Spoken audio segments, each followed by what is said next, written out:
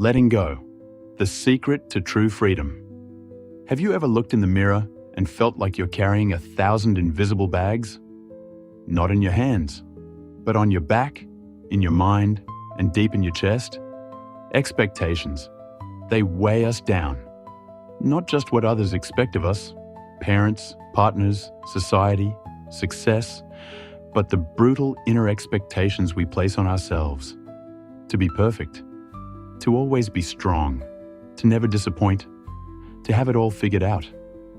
But what if I told you the version of you you're killing yourself to become was never yours to begin with?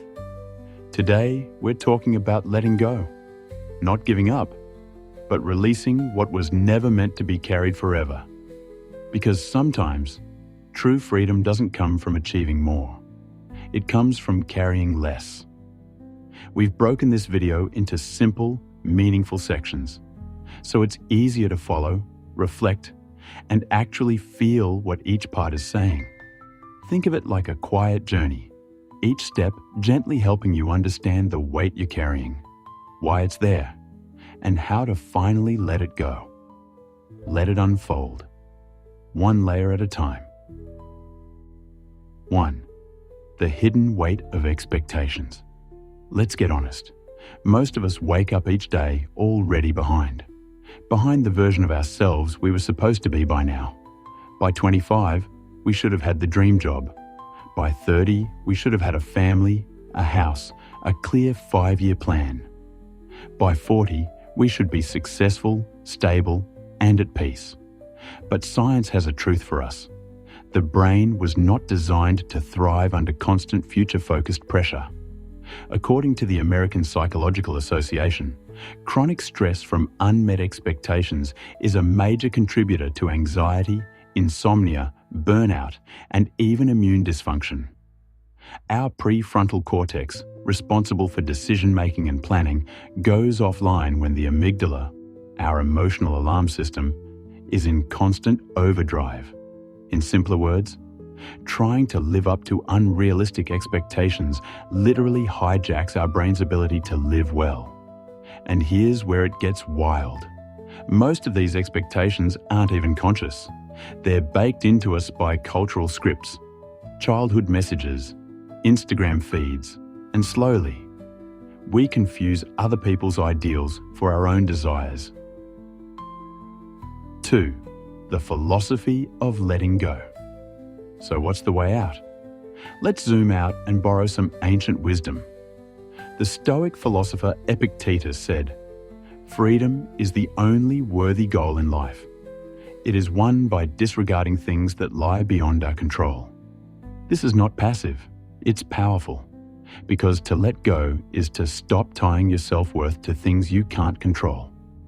The approval of others, the timeline of your success, the image you project, the perfect version of your life.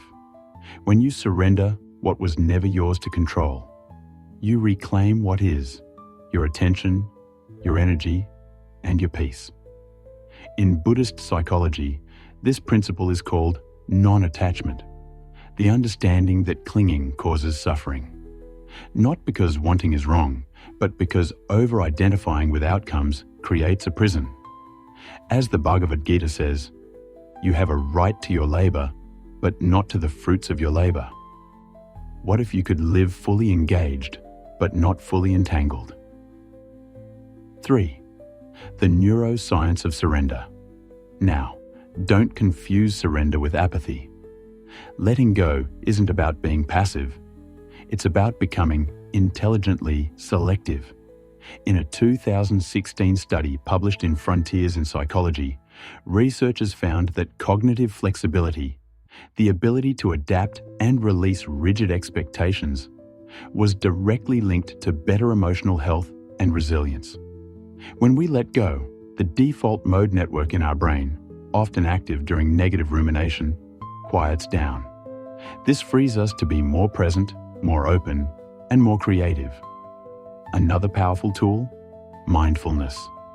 Dr. Judson Brewer, a neuroscientist at Brown University, found that mindfulness helps us rewire the reward loops of expectation and disappointment.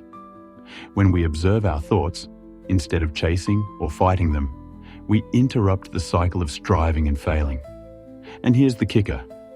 Letting go doesn't mean you'll have less. It means you'll finally have space for what actually matters. 4. Real freedom isn't loud, it's light. Let me ask you something real. What would your life look like without the pressure to perform, impress, or perfect? Imagine waking up and not feeling like you had to earn rest. Imagine doing something, not because it'll be impressive, but because it feels true to you. Imagine failing and being okay with it, because you didn't build your identity on the outcome. That is freedom. Not loud, not flashy, but light. Light enough to breathe, light enough to play, light enough to change directions. We often chase freedom through accumulation, more success, more visibility, more validation. But the paradox? Real freedom often comes from subtraction. Less pretending, less proving, less performing, so you can finally be more human. 5. How to begin the practice of letting go. Let's make it practical. Here are 3 things you can do this week to begin releasing the weight. 1. Name the expectation. Write down one expectation that's exhausting you. Is it a timeline, a persona, a pressure? Bring it to light. Because what we can name, we can tame. 2. Ask, who gave this to me? Is this yours or something you absorbed unconsciously? Often, just realizing that a belief is inherited loosens its grip. 3. Replace it with a value. Let's say you're letting go of the expectation to always be successful. Replace it with the value. I want to live with integrity, curiosity, and growth, no matter the outcome. Because values are grounding. They're inner-led, not externally defined. And they create a foundation that doesn't collapse under pressure. Don't rush off just yet. Here's one last breath to carry with you. You weren't born to live someone else's script. And you're not weak for feeling tired. You're tired because you've been holding everything together for so long. But what if this was the moment you laid it down?